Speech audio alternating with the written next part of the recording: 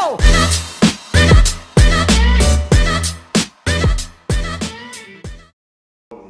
Welcome back to my YouTube channel. My name is Sammy, social work.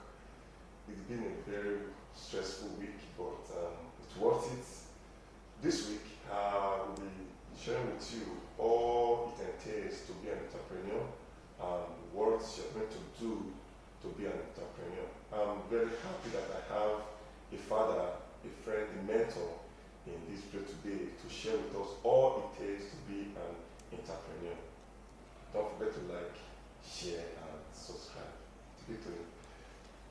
Good morning, sir. Yeah, good morning. Sir, I'm happy that you are in our channel today. Please, Yeah, I don't know if you thank can you. introduce yourself to everyone. Okay, my name is Efosa.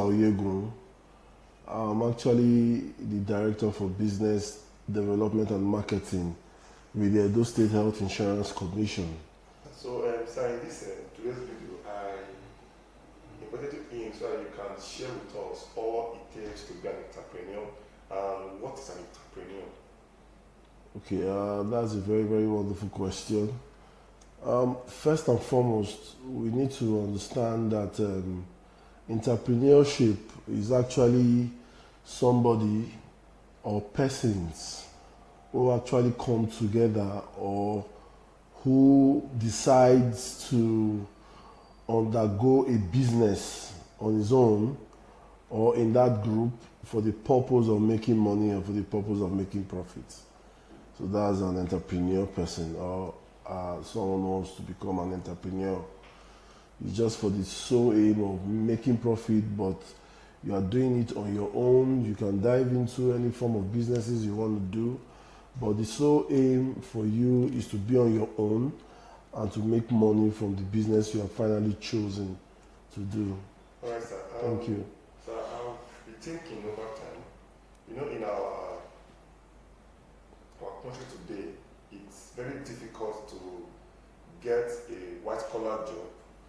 I want to know, what is your expert advice to young ones like me who want to make a living? Which kind of business you think so it can dive in to become an entrepreneur in our society in Nigeria? Yeah, Nigeria as it is today, we should all understand that one way or the other, most persons are beginning to go into that direction of being an entrepreneur person. Because over time, you agree with me that most of the paid jobs that we do or the white collar jobs that we do don't really give us that desired funding for our needs and wants, as the case may be. So there are various businesses somebody can actually delve into, okay? But first and foremost, we need to understand that there are steps to achieving a business that you feel that is going to bring money to you or bring profit to you. First and foremost, as a person, you need to find a viable business that you need to do. There are steps that we need to understand. Find a viable business that you need to do, business that you feel that you make money. Number two, you need to also develop that business or that product you feel that is going to make money for you. Develop the product or the business you feel is going to make money for you. Then number three, you need to validate it. Validate it means that you need to do a test run, a sample run in the market. Okay, for example, for persons who wants to go into pure water business, is one business that a lot of persons are going into. Before you finally do a pure water deal or business outside, you need to first and foremost, know the kind of water you want to use. Is it rocky water? Is it borehole water? Then of course you need to do all the necessary things to make sure that your water is good. Then before you finally produce it in a very large amount of quantity, you need to just produce some so that you can take into the market to test run the market before you finally settle down for that kind of business you feel you want to do. One more thing that is very, very important in doing businesses, funding is very key. Funding is very key. Yes, funding does not mean that you must, get all the money in this world to before you can delve into a business. Funding in the sense that it can be a little capital. It can be as low as 100,000. It can be as low as 50,000. There are other businesses you can do like poultry farming. You can start it small. It's not necessary that you need to start rearing hens or chickens. You can actually go to a poultry to buy some crates of eggs from the poultry and start selling to persons who are actually doing wholesale or retail egg selling. So thank you very much. Sir, before we conclude, when people ask a question that, is there risk in entrepreneur? Of course, there are risks in entrepreneurship. There are lots of risks, various kind of risks. I just mentioned that is why it's always good for you to validate your business, because validating your business would help you, will help you forecast how the business is going to flow. When you have a sample size of the kind of business you want to do, you throw it into the market. Like for persons who wants to go into bread making or bakery, you don't just come out once and start selling your bread in the street or produce your bread in larger quantities. You need to produce a little, then test run it in the market to see how people will accept your product before you now think of doing it or producing it in larger quantity.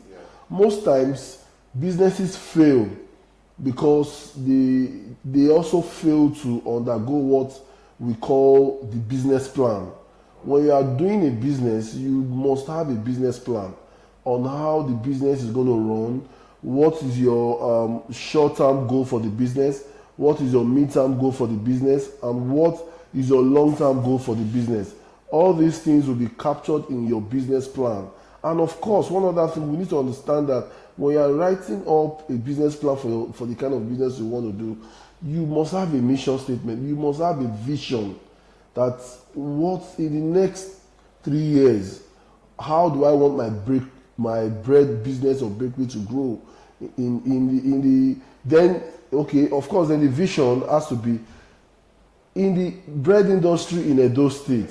I want to be number one in the year 2025 or 2027, as the case may be. There are risks in businesses, but the most important thing for us to understand, for us to mitigate the risk, is for us to, have a very good business plan that will guide you to mitigate risk in your businesses or becoming an entrepreneurship. Thank you. So finally, sir, what is your expert advice to young ones in Nigeria who want to go into business and become an entrepreneur? My sincere advice for us as a people, both young and old, is to start small, irrespective of the kind of background you come from. A lot of persons say, because my father is not rich, I cannot be rich. Because my father, I need to struggle and struggle. It's not like that. You must, as a matter of urgency, start something. Because, as they say, little drops makes an ocean. Start something. I've seen somebody that started selling crates of eggs, just 5 crates of eggs, from just by going to a poultry farm, getting those 5 crates of eggs, selling it in bits in the market. In the evening again, he goes back into the same poultry farm, gets another 5 crates of eggs and starts selling. Today, the guy has a massive poultry in Ogun State that people come there to buy eggs from him. So it is very, very germane that as a people, we must start small in business. We don't need to wait for us to get all the capital that we need in the world before we can start up a business, especially if you have a very good business idea, because it's very key for us so that at the end of the day it will be a win-win for everybody, win-win for you as a person, win-win for those that are doing the business with. So thank you very much and God bless you. So you see, what I learned in this video is that you must be focused, you determined, you must know what you want before you become an entrepreneur.